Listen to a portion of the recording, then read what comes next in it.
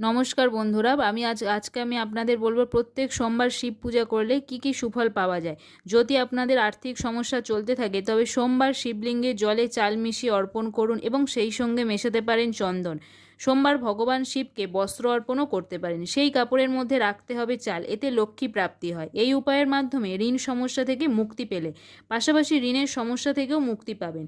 জলে কালো তিল মিশিয়ে শিবলিঙ্গে অভিষেক করলে সমস্ত পাপ নাশ হয় এবং জীবনের সমস্ত বাধা দূর হয়। এই প্রতিকার প্রত্যেক সোমবার করলে অশুভ প্রভাব কমে যায় এবং জীবনে সব ধরনের সুখ লাভ হয়।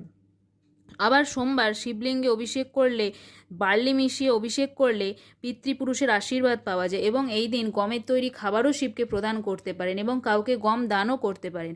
তাহলে আপনারা অবশ্যই প্রত্যেক সোমবার নিষ্ঠা সহকারে শিব পূজা করবেন। ভালো থাকবেন, সুস্থ থাকবেন। ওং নমঃ শিবায়।